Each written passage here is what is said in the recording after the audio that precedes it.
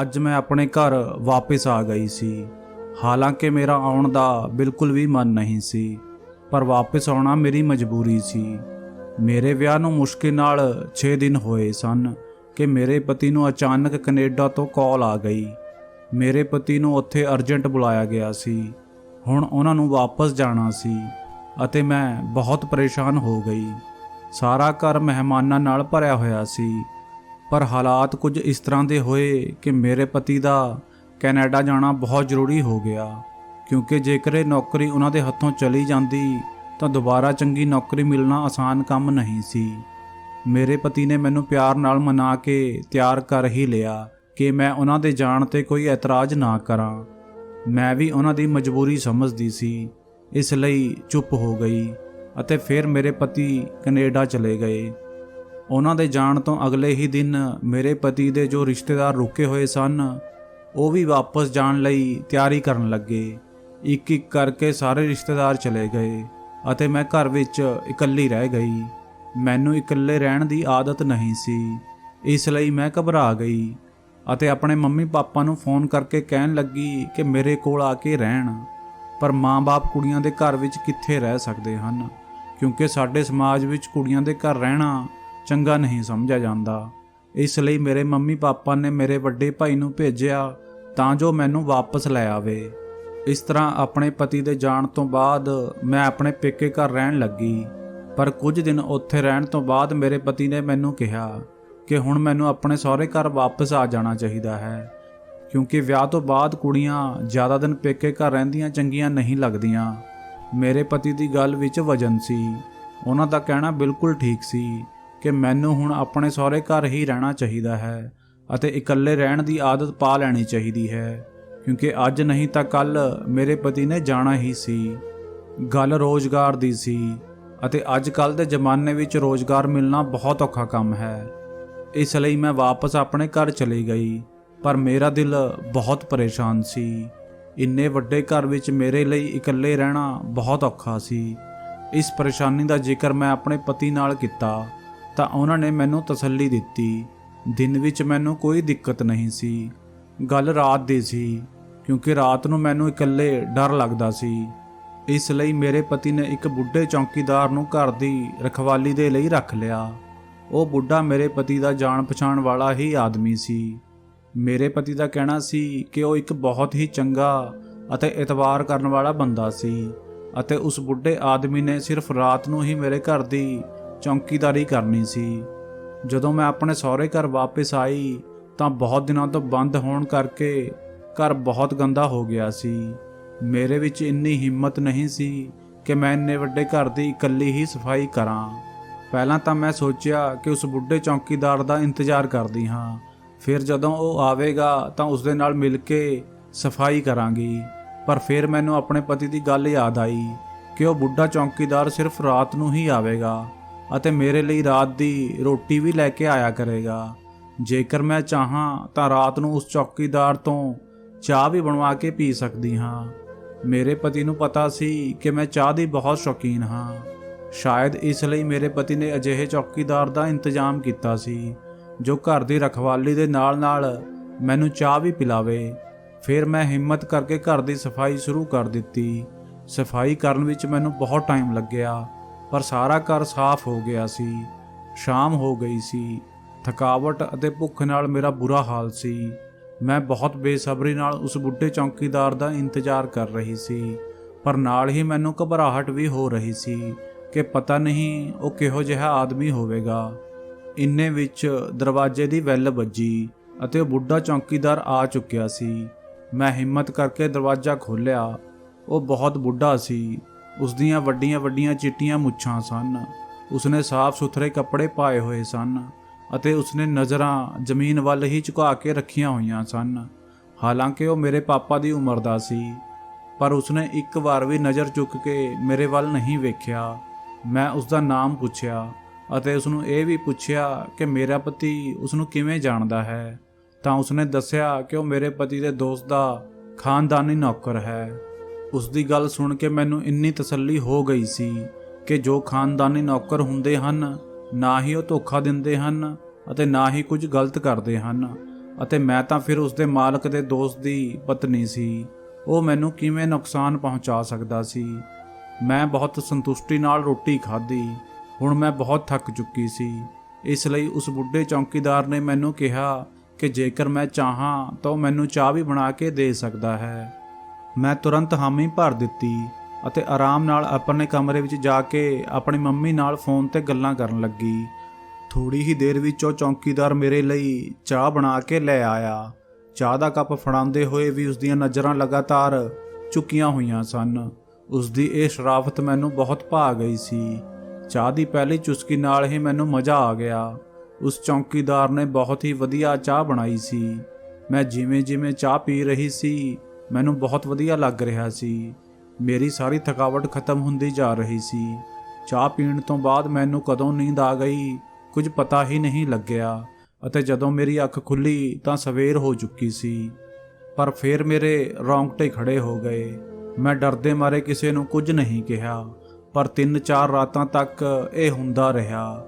ਜਿਵੇਂ ਹੀ ਮੈਂ ਉੱਠਦੀ ਤਾਂ ਮੇਰੇ ਸਰੀਰ ਤੇ ਕੱਪੜੇ। ਮੇਰਾ ਨਾਂ ਜੋਤੀ ਹੈ। ਮੇਰਾ ਸੰਬੰਧ ਵੱਡੇ ਅਤੇ ਖਾਂਦੇ ਪੀਂਦੇ ਖਾਨਦਾਨ ਨਾਲ ਹੈ। ਅਸੀਂ 4 ਭੈਣਾਂ ਅਤੇ 2 ਭਾਈ ਹਾਂ। ਮੈਂ ਆਪਣੇ ਭੈਣ ਭਾਈਆਂ ਵਿੱਚੋਂ ਸਭ ਤੋਂ ਛੋਟੀ ਸੀ ਅਤੇ ਆਪਣੇ ਘਰ ਵਾਲਿਆਂ ਲਈ ਸਭ ਤੋਂ ਜ਼ਿਆਦਾ ਲਾਡਲੀ ਸੀ।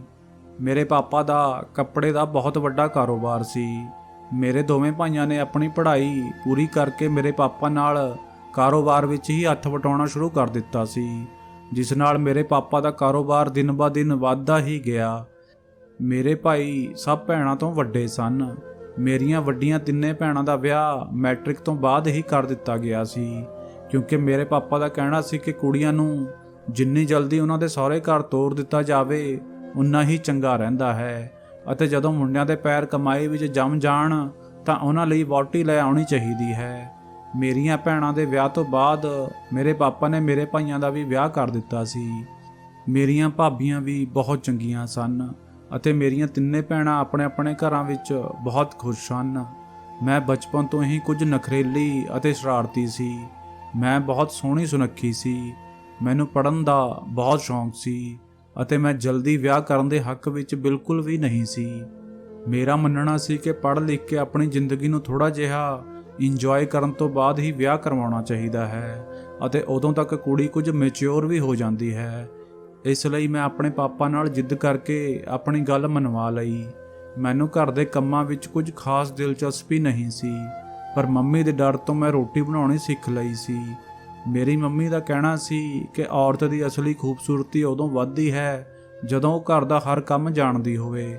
ਮੈਨੂੰ ਘਰ ਦੇ ਕੰਮਾਂ ਵਿੱਚ ਬਹੁਤ ਉਲਝਣ ਹੁੰਦੀ ਸੀ, ਪਰ ਮੈਂ ਮੰਮੀ ਦੇ ਡਰ ਤੋਂ ਹੌਲੀ-ਹੌਲੀ ਸਾਰੇ ਕੰਮ ਸਿੱਖ ਲਏ। ਸਮਾਂ ਲੰਘਦਾ ਗਿਆ। ਜਿਵੇਂ ਹੀ ਮੈਂ MA ਦੇ ਪੇਪਰ ਦਿੱਤੇ ਤਾਂ ਮੰਮੀ ਪਾਪਾ ਨੇ ਮੇਰੇ ਲਈ ਵੀ ਰਿਸ਼ਤਾ ਲੱਭਣਾ ਸ਼ੁਰੂ ਕਰ ਦਿੱਤਾ। ਮੈਂ ਹੁਣ ਪਹਿਲਾਂ ਤੋਂ ਵੀ ਜ਼ਿਆਦਾ ਖੂਬਸੂਰਤ ਹੋ ਗਈ ਸੀ, ਇਸ ਲਈ ਮੇਰੇ ਲਈ ਰਿਸ਼ਤਿਆਂ ਦੀਆਂ ਲਾਈਨਾਂ ਲੱਗ ਗਈਆਂ ਅਤੇ ਮੇਰੀ ਮੰਮੀ ਦਾ ਕਹਿਣਾ ਸੀ ਕਿ ਇਹ ਠੀਕ ਸਮਾਂ ਹੈ ਕਿ ਜੋਤੀ ਦਾ ਰਿਸ਼ਤਾ ਕਰ ਦਿੱਤਾ ਜਾਵੇ। ਜੇਕਰ ਅਸੀਂ ਹੁਣ ਰਿਸ਼ਤਿਆਂ ਨੂੰ ਮਨਾ ਕਰ ਦਿੱਤਾ ਤਾਂ ਫਿਰ ਸਮਾਂ ਬੀਤਣ ਤੇ ਰਿਸ਼ਤੇ ਆਉਣੇ ਵੀ ਬੰਦ ਹੋ ਜਾਣਗੇ ਅਤੇ ਹੁਣ ਮੇਰੀ ਵਿਆਹ ਦੀ ਉਮਰ ਵੀ ਹੋ ਚੁੱਕੀ ਸੀ। ਮੈਂ ਘਰ ਵਾਲਿਆਂ ਦੀ ਲਾਡਲੀ ਸੀ ਅਤੇ ਆਪਣੀ ਮਰਜ਼ੀ ਕਰਨ ਵਾਲੀ ਸੀ, ਪਰ ਮੇਰਾ ਸੁਭਾਅ ਅਜਿਹਾ ਬਿਲਕੁਲ ਵੀ ਨਹੀਂ ਸੀ ਕਿ ਮੈਂ ਆਪਣੇ ਲਈ ਆਪ ਮੁੰਡਾ ਪਸੰਦ ਕਰਾਂ। ਇਸ ਲਈ ਮੈਂ ਆਪਣੇ ਘਰ ਵਾਲਿਆਂ ਨੂੰ ਕਹਿ ਦਿੱਤਾ ਕਿ ਮੈਂ ਉਹਨਾਂ ਦੀ ਮਰਜ਼ੀ ਦੇ ਅਨੁਸਾਰ ਹੀ ਵਿਆਹ ਕਰਾਂਗੀ। ਆਖਰ ਇੱਕ ਦਿਨ ਮੇਰੇ ਲਈ ਅਜਿਹਾ ਰਿਸ਼ਤਾ ਆਇਆ ਜੋ ਮੇਰੇ ਮੰਮੀ ਪਾਪਾ ਦੇ ਪਸੰਦ ਦਾ ਸੀ। ਰਾਹੁਲ ਮੇਰੇ ਭਾਈ ਦੇ ਦੋਸਤ ਦਾ ਕਜ਼ਨ ਸੀ। ਉਹ ਆਪਣੇ ਮੰਮੀ ਪਾਪਾ ਦਾ ਇਕਲੌਤਾ ਮੁੰਡਾ ਸੀ। ਉਸਦੇ ਮੰਮੀ ਪਾਪਾ ਦਾ ਬਹੁਤ ਪਹਿਲਾਂ ਹੀ ਸਵਰਗਵਾਸ ਹੋ ਚੁੱਕਿਆ ਸੀ। ਮੇਰੇ ਭਾਈ ਦੇ ਦੋਸਤ ਦਾ ਕਹਿਣਾ ਸੀ ਕਿ ਰਾਹੁਲ ਨੇ ਆਪਣੇ ਮੰਮੀ ਪਾਪਾ ਤੋਂ ਬਿਨਾਂ ਬਹੁਤ ਟਾਈਮ ਗੁਜ਼ਾਰਿਆ ਹੈ, ਪਰ ਉਸਦੇ ਵਿੱਚ ਕੋਈ ਬੁਰੀ ਆਦਤ ਨਹੀਂ ਆਈ ਅਤੇ ਨਾ ਹੀ ਉਸਨੇ ਕਦੇ ਬੁਰੇ ਲੋਕਾਂ ਨਾਲ ਦੋਸਤੀ ਰੱਖੀ ਹੈ, ਬਲਕਿ ਉਸਨੇ ਆਪਣੀ ਪੜ੍ਹਾਈ ਪੂਰੀ ਕਰਕੇ ਆਪਣੇ ਮਾਂ-ਬਾਪ ਦੇ ਕਾਰੋਬਾਰ ਨੂੰ ਅੱਗੇ ਵਧਾਇਆ। ਇਸ ਲਈ ਹੁਣ ਉਸਦੇ ਕੋਲ ਪੈਸੇ ਧੇਲੇ ਦੀ ਕੋਈ ਕਮੀ ਨਹੀਂ ਹੈ ਅਤੇ ਹੁਣ ਤਾਂ ਰਾਹੁਲ ਦੀ ਕੈਨੇਡਾ ਵਿੱਚ ਬਹੁਤ ਚੰਗੇ ਫਾਰਮ ਵਿੱਚ ਨੌਕਰੀ ਲੱਗ ਗਈ ਸੀ ਅਤੇ ਉਸਨੇ ਆਪਣੇ ਪਾਪਾ ਦੇ ਕਾਰੋਬਾਰ ਨੂੰ ਆਪਣੇ ਬਹੁਤ ਹੀ ਪੁਰਾਣੇ ਖਾਸ ਅਤੇ ਭਰੋਸੇ ਵਾਲੇ ਨੌਕਰ ਦੇ ਹਵਾਲੇ ਕੀਤਾ ਹੋਇਆ ਸੀ। ਇਸ ਤਰ੍ਹਾਂ ਉਸਨੂੰ ਦੋਵੇਂ ਪਾਸਿਆਂ ਤੋਂ ਪੈਸਾ ਆ ਰਿਹਾ ਸੀ ਅਤੇ ਹੁਣ ਜਦੋਂ ਉਹ ਕੈਨੇਡਾ ਤੋਂ ਇੰਡੀਆ ਵਾਪਸ ਆਪਣੀ ਭੂਆ ਦੇ ਘਰ ਮਤਲਬ ਕਿ ਮੇਰੇ ਭਾਈ ਦੇ ਦੋਸਤ ਦੇ ਘਰ ਮਿਲਣ ਆਇਆ ਤਾਂ ਉਹਨਾਂ ਨੇ ਉਸ ਨੂੰ ਬਹੁਤ ਸਾਰੇ ਰਿਸ਼ਤੇ ਦੱਸੇ। ਉਹਨਾਂ ਰਿਸ਼ਤਿਆਂ ਵਿੱਚ ਜੋਤੀ ਦਾ ਜ਼ਿਕਰ ਅਤੇ ਉਸ ਦੀ ਫੋਟੋ ਵੀ ਸੀ ਅਤੇ ਰਾਹੁਲ ਨੂੰ ਜੋਤੀ ਬਹੁਤ ਪਸੰਦ ਆਈ। ਥੋੜੀ ਬਹੁਤ ਛਾਣਬੀਣ ਕੀਤੀ ਗਈ। ਰਾਹੁਲ ਨਾਲ ਇੱਕ ਦੋ ਵਾਰ ਮੁਲਾਕਾਤ ਵੀ ਕੀਤੀ ਅਤੇ ਉਹ ਸੱਚਮੁੱਚ ਹੀ ਇਸ ਕਾਬਿਲ ਸੀ ਕਿ ਉਸ ਦਾ ਰਿਸ਼ਤਾ ਲੈ ਲਿਆ ਜਾਵੇ। ਇਸ ਤਰ੍ਹਾਂ ਰਿਸ਼ਤੇ ਨੂੰ ਹਾਂ ਕਰ ਦਿੱਤੀ ਗਈ ਅਤੇ ਫਿਰ ਵਿਆਹ ਦੀਆਂ ਤਿਆਰੀਆਂ ਹੋਣ ਲੱਗੀਆਂ, ਕਿਉਂਕਿ ਰਾਹੁਲ ਵਿਆਹ ਕਰਕੇ ਕੈਨੇਡਾ ਜਾਣਾ ਚਾਹੁੰਦਾ ਸੀ ਤਾਂ ਜੋ ਜਲਦੀ ਤੋਂ ਜਲਦੀ ਆਪਣੀ ਪਤਨੀ ਨੂੰ ਵੀ ਆਪਣੇ ਕੋਲ ਬੁਲਾ ਸਕੇ। ਇਸ ਲਈ ਝੱਟ ਮੰਗਣੀ ਅਤੇ ਭੱਟ ਵਿਆਹ ਵਾਲਾ ਮਾਮਲਾ ਹੋਇਆ ਅਤੇ ਮੇਰਾ ਵਿਆਹ ਰਾਹੁਲ ਨਾਲ ਕਰ ਦਿੱਤਾ ਗਿਆ। ਮੈਂ ਬਹੁਤ ਖੁਸ਼ ਸੀ ਕਿਉਂਕਿ ਮੈਂ ਰਾਹੁਲ ਦੀਆਂ ਬਹੁਤ ਤਾਰੀਫਾਂ ਸੁਣੀਆਂ ਹੋਈਆਂ ਸਨ, ਪਰ ਅੰਦਰ ਹੀ ਅੰਦਰ ਮੇਰਾ ਦਿਲ ਬਹੁਤ ਘਬਰਾ ਰਿਹਾ ਸੀ ਕਿਉਂਕਿ ਉਹ ਆਦਮੀ ਮੇਰੇ ਲਈ ਬਿਲਕੁਲ ਅਣਜਾਣ ਸੀ। ਪਤਾ ਨਹੀਂ ਉਸ ਦਾ ਵਰਤਾਓ ਮੇਰੇ ਨਾਲ ਕਿਹੋ ਜਿਹਾ ਹੋਵੇਗਾ। ਮੈਂ ਅਗਲੇ ਘਰ ਜਾ ਕੇ ਆਪਣੇ ਘਰ ਦੀ ਤਰ੍ਹਾਂ ਹੀ ਐਸ਼ੋ ਆਰਾਮ ਨਾਲ ਰਹਾਂਗੀ ਜਾਂ ਫਿਰ ਬਾਕੀ ਕੁੜੀਆਂ ਦੀ ਤਰ੍ਹਾਂ ਮੈਨੂੰ ਵੀ ਬਹੁਤ ਕੁਝ ਬਰਦਾਸ਼ਤ ਕਰਨਾ ਪਵੇਗਾ। ਇਸ ਤਰ੍ਹਾਂ ਦੀਆਂ ਗੱਲਾਂ ਲਗਾਤਾਰ ਮੇਰੇ ਦਿਮਾਗ ਵਿੱਚ ਘੁੰਮ ਰਹੀਆਂ ਸਨ ਜਿਨ੍ਹਾਂ ਨੇ ਮੈਨੂੰ ਡਰਾਇਆ ਹੋਇਆ ਸੀ। ਮੈਂ ਆਪਣੇ ਮੰਮੀ ਪਾਪਾ ਅਤੇ ਭਾਈਆਂ ਨੂੰ ਛੱਡ ਕੇ ਜਾਣ ਦੇ ਖਿਆਲ ਤੋਂ ਬਹੁਤ ਉਦਾਸ ਸੀ। ਫਿਰ ਉਹ ਦਿਨ ਵੀ ਆ ਗਿਆ ਜਦੋਂ ਮੈਂ ਆਪਣੇ ਪੇਕੇ ਘਰ ਤੋਂ ਵਿਦਾ ਹੋ ਕੇ ਆਪਣੇ ਸਹੁਰੇ ਘਰ ਆ ਗਈ। ਮੇਰਾ ਵਿਆਹ ਬਹੁਤ ਧੂਮ-ਧਾਮ ਨਾਲ ਹੋਇਆ ਸੀ ਕਿਉਂਕਿ ਮੈਂ ਆਪਣੇ ਮਾਂ-ਬਾਪ ਅਤੇ ਭਾਈਆਂ ਦੀ ਬਹੁਤ ਲਾਡਲੀ ਸੀ। ਰਾਹੁਲ ਦੀ ਭੂਆ ਜੀ ਅਤੇ ਮਾਸੀ ਜੀ ਵਿਆਹ ਤੋਂ ਬਾਅਦ ਵੀ ਕੁਝ ਦਿਨ ਰੁਕਣ ਵਾਲੇ ਸਨ ਕਿਉਂਕਿ ਉਹਨਾਂ ਨੇ ਨਵੀਂ ਵਿਆਹੀ ਵਹੁਟੀ ਨੂੰ ਟਾਈਮ ਦੇਣਾ ਸੀ। ਰਾਹੁਲ ਸੱਚਮੁੱਚ ਹੀ ਬਹੁਤ ਚੰਗਾ ਪਤੀ ਸਾਬਿਤ ਹੋਇਆ। ਇਹਨਾਂ 6 ਦਿਨਾਂ ਵਿੱਚ ਰਾਹੁਲ ਨੇ ਮੇਰਾ ਬਹੁਤ ਖਿਆਲ ਰੱਖਿਆ ਸੀ ਅਤੇ ਮੈਨੂੰ ਇਸ ਗੱਲ ਦਾ ਬਿਲਕੁਲ ਵੀ ਅਹਿਸਾਸ ਨਹੀਂ ਹੋਣ ਦਿੱਤਾ ਕਿ ਮੈਂ ਆਪਣੇ ਮਾਂ-ਬਾਪ ਦਾ ਘਰ ਛੱਡ ਕੇ ਆਈ ਹਾਂ। ਉਹ ਮੇਰੀ ਹਰ ਛੋਟੀ ਤੋਂ ਛੋਟੀ ਗੱਲ ਅਤੇ ਇੱਛਾ ਦਾ ਖਿਆਲ ਰੱਖਦਾ ਸੀ ਅਤੇ ਮੈਂ ਰੱਬ ਦਾ ਧੰਨਵਾਦ ਕਰਦੇ ਹੋਏ ਨਹੀਂ ਥੱਕਦੀ ਸੀ ਕਿ ਮੇਰੇ ਮੰਮੀ ਪਾਪਾ ਨੇ ਮੇਰੇ ਲਈ ਇੰਨਾ ਚੰਗਾ ਮੁੰਡਾ ਲੱਭਿਆ ਸੀ। ਪਰ ਰਾਹੁਲ ਦੇ ਅਚਾਨਕ ਕੈਨੇਡਾ ਜਾਣ ਦੀ ਖਬਰ ਨੇ ਮੈਨੂੰ ਬਹੁਤ ਉਦਾਸ ਅਤੇ ਪਰੇਸ਼ਾਨ ਕਰ ਦਿੱਤਾ ਅਤੇ ਇਕੱਲੇ ਘਰ ਵਿੱਚ ਰਹਿਣਾ ਮੇਰੇ ਲਈ ਬਹੁਤ ਔਖਾ ਕੰਮ ਸੀ। ਪਰ ਮੈਨੂੰ ਹਰ ਹਾਲ ਵਿੱਚ ਸਮਝੌਤਾ ਕਰਨਾ ਸੀ ਅਤੇ ਟਾਈਮ ਵੀ ਬਹੁਤ ਘੱਟ ਸੀ। ਉਹਨਾਂ ਨੇ ਰਾਤ ਲਈ ਇੱਕ ਚੌਕੀਦਾਰ ਵੀ ਰੱਖ ਦਿੱਤਾ ਅਤੇ ਉਸ ਸਵੇਰ ਜੋ ਕੁਝ ਵੀ ਹੋਇਆ ਉਸਨੇ ਮੇਰੇ ਹੋਸ਼ ਉਡਾ ਦਿੱਤੇ। ਜਦੋਂ ਮੇਰੀ ਅੱਖ ਖੁੱਲ੍ਹੀ ਤਾਂ ਮੇਰੇ ਸਰੀਰ ਉੱਪਰ ਕੱਪੜੇ ਨਹੀਂ ਸਨ ਬਲਕਿ ਇੱਕ ਚਾਦਰ ਮੇਰੇ ਉੱਪਰ ਸੀ।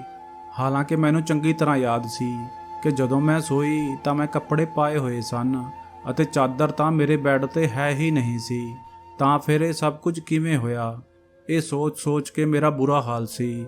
ਮੈਨੂੰ ਰਾਤ ਨੂੰ ਬਹੁਤ ਗੂੜੀ ਨੀਂਦ ਆਈ ਸੀ, ਇਸ ਲਈ ਮੈਨੂੰ ਕੁਝ ਵੀ ਨਹੀਂ ਪਤਾ ਕਿ ਰਾਤ ਨੂੰ ਮੇਰੇ ਨਾਲ ਕੀ ਹੋਇਆ ਸੀ। ਮੇਰੇ ਇਲਾਵਾ ਇਸ ਘਰ ਵਿੱਚ ਇੱਕ ਉਹੀ ਬੁੱਢਾ ਚੌਕੀਦਾਰ ਸੀ ਜੋ ਸਵੇਰ ਹੁੰਦੇ ਹੀ ਸ਼ਾਇਦ ਜਾ ਚੁੱਕਿਆ ਸੀ।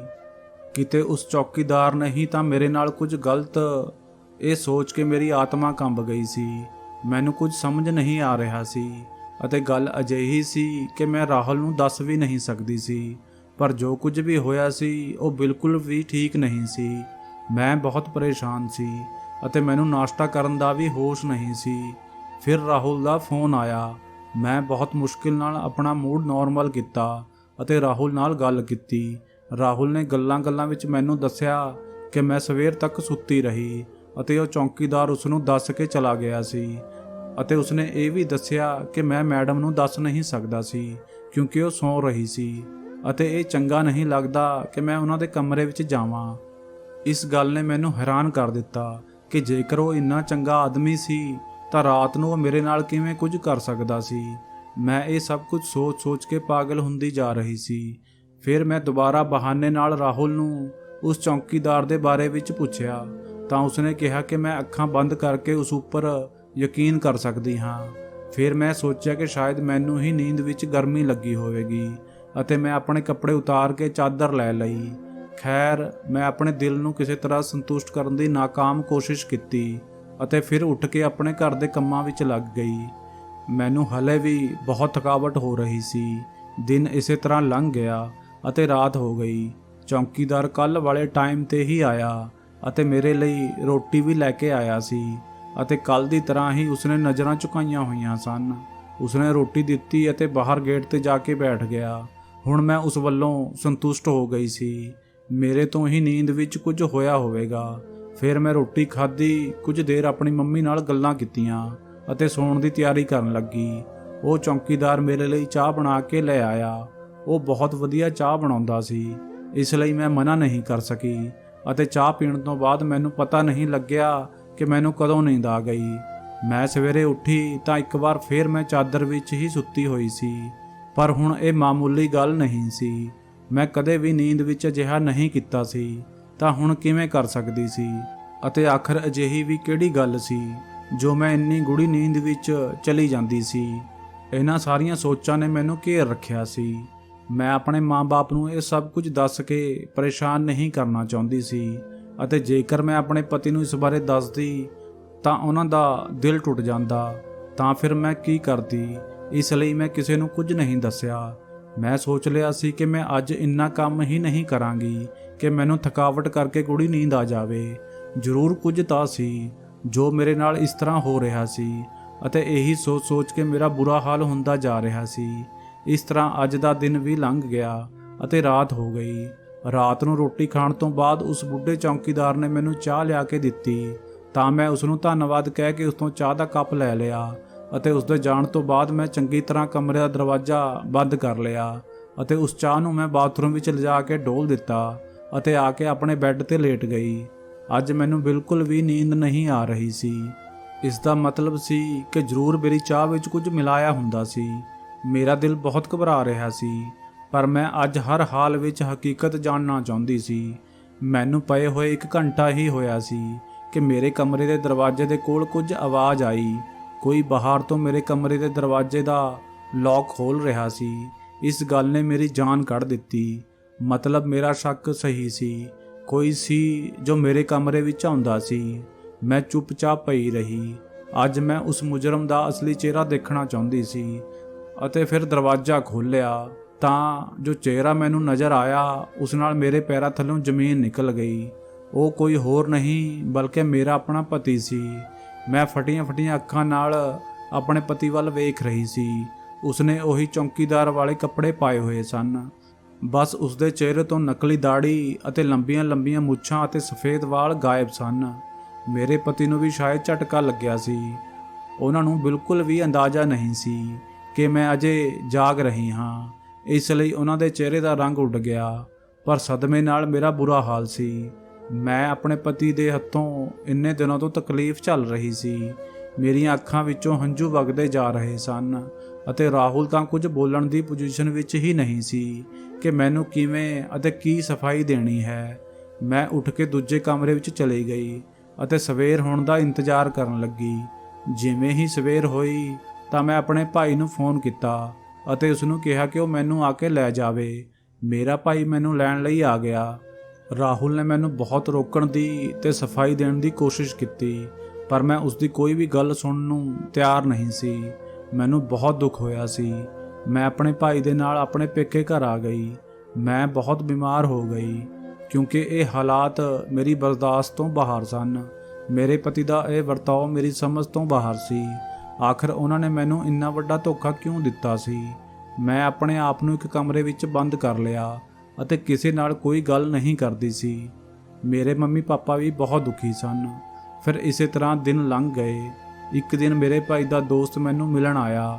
ਉਹ ਮੇਰੇ ਲਈ ਮੇਰੇ ਭਾਈ ਦੀ ਤਰ੍ਹਾਂ ਹੀ ਸੀ ਅਤੇ ਮੈਂ ਉਹਨਾਂ ਦੀ ਬਹੁਤ ਇੱਜ਼ਤ ਕਰਦੀ ਸੀ, ਇਸ ਲਈ ਮੈਂ ਉਹਨਾਂ ਨੂੰ ਮਿਲਣ ਤੋਂ ਮਨਾ ਨਹੀਂ ਕਰ ਸਕੀ। ਉਹਨਾਂ ਨੇ ਮੈਨੂੰ ਕਿਹਾ ਕਿ ਮੈਂ ਰਾਹੁਲ ਨੂੰ ਮਾफ़ ਕਰ ਦੇਵਾਂ, ਉਸ ਦਾ ਕੋਈ ਕਸੂਰ ਨਹੀਂ ਸੀ। ਇਹ ਸਾਰਾ ਕੁਝ ਉਹਨਾਂ ਦੇ ਗੁਆਂਢ ਵਿੱਚ ਰਹਿੰਦੀ ਇੱਕ ਕੁੜੀ ਕਰਕੇ ਹੋਇਆ ਸੀ। ਉਹ ਰਾਹੁਲ ਨਾਲ ਵਿਆਹ ਕਰਨਾ ਚਾਹੁੰਦੀ ਸੀ। ਮੇਰੇ ਭਾਈ ਦੇ ਦੋਸਤ ਨੇ ਮੈਨੂੰ ਕਿਹਾ ਕਿ ਮੈਂ ਰਾਹੁਲ ਨਾਲ ਮਿਲਾਂ ਅਤੇ ਉਸ ਨੂੰ ਆਪਣੀ ਗੱਲ ਕਹਿਣ ਦਾ ਇੱਕ ਮੌਕਾ ਦੇਵਾਂ। ਮੈਂ ਉਹਨਾਂ ਦੀ ਗੱਲ ਮੰਨ ਲਈ ਅਤੇ ਰਾਹੁਲ ਨੂੰ ਮਿਲਣ ਲਈ ਤਿਆਰ ਹੋ ਗਈ। ਰਾਹੁਲ ਬਹੁਤ ਕਮਜ਼ੋਰ ਹੋ ਗਏ ਸਨ। ਉਹ ਬਹੁਤ ਸ਼ਰਮਿੰਦਾ ਅਤੇ ਉਦਾਸ ਸਨ। ਉਹਨਾਂ ਨੇ ਮੈਨੂੰ ਦੱਸਿਆ ਕਿ ਜਦੋਂ ਉਹ ਕੈਨੇਡਾ ਤੋਂ ਵਾਪਸ ਆਏ ਤਾਂ ਭੂਆ ਜੀ ਨੇ ਉਹਨਾਂ ਨੂੰ ਕਿਹਾ ਕਿ ਉਹ ਵਿਆਹ ਕਰ ਲੈਣ। ਭੂਆ ਜੀ ਨੇ ਮੈਨੂੰ ਬਹੁਤ ਸਾਰੀਆਂ ਕੁੜੀਆਂ ਦੀਆਂ ਫੋਟੋਆਂ ਦਿਖਾਈਆਂ, ਜਿਨ੍ਹਾਂ ਵਿੱਚੋਂ ਤੂੰ ਮੈਨੂੰ ਸਭ ਤੋਂ ਚੰਗੀ ਲੱਗੀ। ਇਸ ਲਈ ਮੈਂ ਤੁਰੰਤ ਇਸ ਰਿਸ਼ਤੇ ਲਈ ਹਾਂ ਕਰ ਦਿੱਤੀ। ਮੈਂ ਬਹੁਤ ਖੁਸ਼ ਸੀ ਅਤੇ ਵਿਆਹ ਦੀਆਂ ਤਿਆਰੀਆਂ ਵਿੱਚ ਜੀ ਜਾਨ ਲਗਾ ਰੱਖੀ ਸੀ। ਫਿਰ ਇੱਕ ਦਿਨ ਮੇਰੀ ਗੁਆਂਢਣ ਜੀਆ ਮੇਰੇ ਕਮਰੇ ਵਿੱਚ ਆਈ ਅਤੇ ਉਹ ਜਿਵੇਂ ਮੈਨੂੰ ਕੁਝ ਦੱਸਣਾ ਚਾਹੁੰਦੀ ਸੀ। ਮੈਨੂੰ ਜੀਆ ਆਪਣੀ ਛੋਟੀ ਭੈਣ ਦੀ ਤਰ੍ਹਾਂ ਲੱਗਦੀ ਸੀ ਅਤੇ ਬਹੁਤ ਚੰਗੀ ਲੱਗਦੀ ਸੀ। ਇਸ ਲਈ ਮੈਂ ਪਿਆਰ ਨਾਲ ਉਸ ਨੂੰ ਆਪਣੇ ਕੋਲ ਬਿਠਾਇਆ ਅਤੇ ਕਿਹਾ ਕਿ ਜੋ ਗੱਲ ਹੈ ਉਸ ਨੂੰ ਖੁੱਲ੍ਹ ਕੇ ਦੱਸ। ਤਾਂ ਉਹ ਦੱਸਣ ਲੱਗੀ ਕਿ ਜੋਤੀ ਬਿਲਕੁਲ ਵੀ ਚੰਗੀ ਕੁੜੀ ਨਹੀਂ ਹੈ। ਉਸਨੇ ਸਭ ਨੂੰ ਬੇਵਕੂਫ ਬਣਾਇਆ ਹੋਇਆ ਹੈ।